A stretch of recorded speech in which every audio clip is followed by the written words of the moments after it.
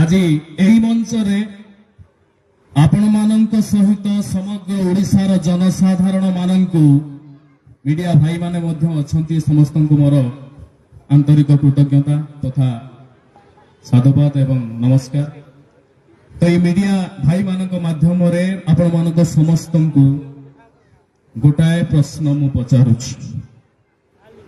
ଦୀର୍ଘ 24 ବର୍ଷର ସରକାର ଯେଉଁ ସରକାରଙ୍କୁ ବେଗ ଭରି ଭରି ଆମେ ଭୋଟ ଦେଲୁ, ଗାଦିରେ ବସେଇଲୁ, ପ୍ରତିଦାନରେ ଆମେ ପାଇଲୁ, ଆମର ଖଣି ଲୁଟ ହେଲା, ପାଣି ଲୁଟ ହେଲା, ଡାଲି ଲୁଟ ହେଲା, ଚିଟଫଣ୍ଡ ବି ଲୁଟ ହେଲା। ଆମ ଓଡ଼ିଆ ପିଲା ଦାଦନ ଗଲେ, ତାମିଲନାଡୁରୁ ଲୋକ ଆସି ଏଠି ରାଜ କଲେ। ତାପରେ ବି ଏମିତି କେଉଁ ଅପରାଧ ଆମେ ପୁଣି କଲୁ?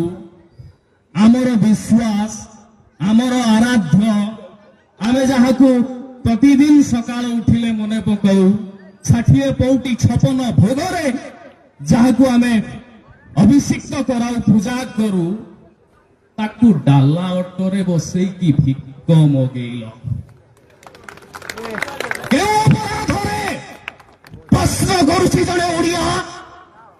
ମୁଁ ହେଇପାରେ ସୋସିଆଲ ମିଡିଆର ସାଧାରଣ ସମ୍ପାଦକ, ମୁଁ ପ୍ରଥମେ ଜଣେ ଓଡ଼ିଆ, ପ୍ରଥମେ ଜଣେ ସାଧାରଣ ନାଗରିକ ହିସାବରେ ମୁଁ ପ୍ରଶ୍ନ ପଚାରୁଛି। ଦୀର୍ଘ 25 ବର୍ଷରେ ଓଡ଼ିଆ ମାନଙ୍କର କେଉଁ ଅପରାଧ ଏମିତି ଥିଲା ଯେଉଁ ଅପରାଧ ପାଇଁ ମହାପ୍ରଭୁ ଜଗନ୍ନାଥଙ୍କୁ ଆପଣ ଡାଲା ଅଟୋରେ ବସେଇକି ଭିକ ମଗା କରେଇଲେ?